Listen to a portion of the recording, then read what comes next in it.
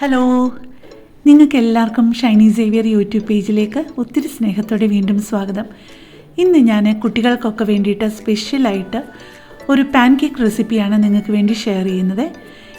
ഇതേപോലെ റെസിപ്പികൾ തെറ്റിക്കാതെ നോക്കിക്കഴിഞ്ഞ് കഴിഞ്ഞാൽ നമുക്ക് വീട്ടിൽ തന്നെ നല്ല ഒന്നാന്തരം പാൻ കേക്ക് റെഡിയാക്കി എടുക്കാൻ പറ്റും.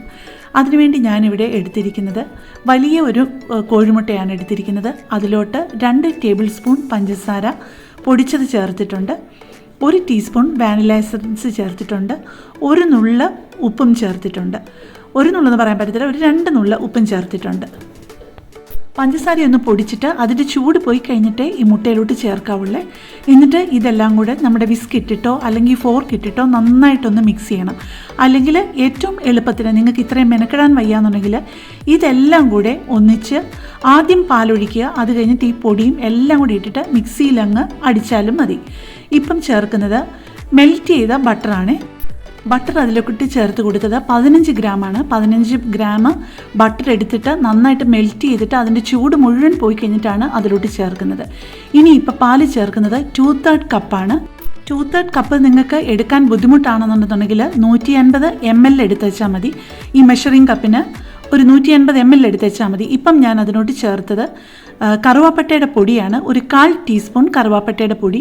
അപ്പം അത് അടുത്ത് കാണിക്കാനായിട്ട് ഫോക്കസ് ചെയ്തപ്പോഴത്തേക്കും പിന്നെ അത് ഇച്ചിരി ഒന്ന് ഔട്ട് ഓഫ് ഫോക്കസ് ആയിപ്പോയി, ഇച്ചിരി നേരത്തേക്ക്, സോറി കേട്ടോ.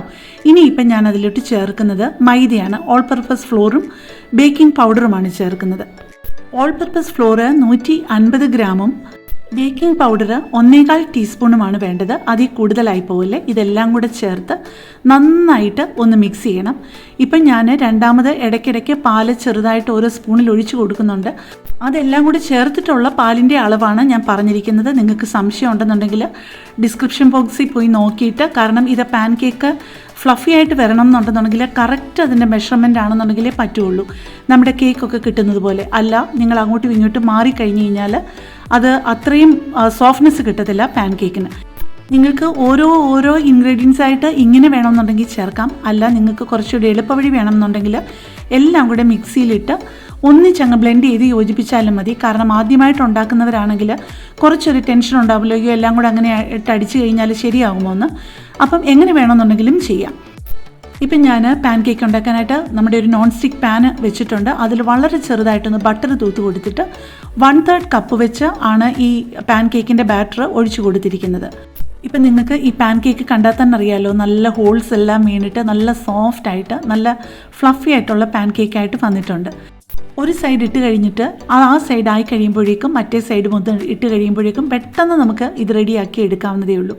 കുഞ്ഞുങ്ങൾക്കൊക്കെ ഒരുപാട് ഇഷ്ടമുള്ള ഒരു കാര്യമാണിത്. നമുക്ക് തയ്യാറാക്കാനും ലഞ്ച് ബോക്സിൽ കൊടുത്തു വിടാനാണെന്നുണ്ടെന്നുണ്ടെങ്കിലും വൈകുന്നേരം ഈവനിങ് സ്നാക്കായിട്ട് ആണെന്നുണ്ടെങ്കിലും ഒക്കെ നമുക്കിത് എടുക്കാവുന്നതേ ഉള്ളൂ.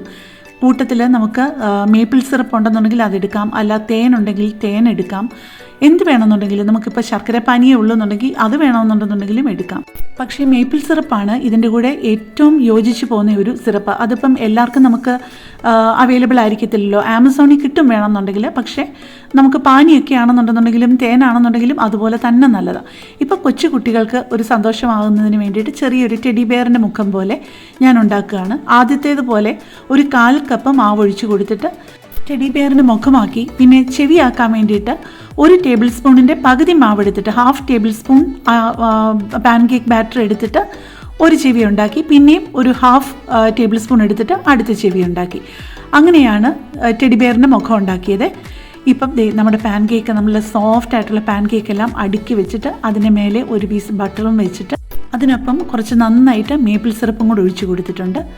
നിങ്ങൾ അവസരം കിട്ടുമ്പോൾ ഈ അളവുകളൊന്നും തെറ്റാതെ ഈ പാൻ കേക്ക് ഒന്ന് ട്രൈ ചെയ്യണേ. അപ്പം നമുക്ക് കൂടുതൽ നല്ലൊരു വീഡിയോയുമായിട്ട് നാളെ കാണാം. താങ്ക്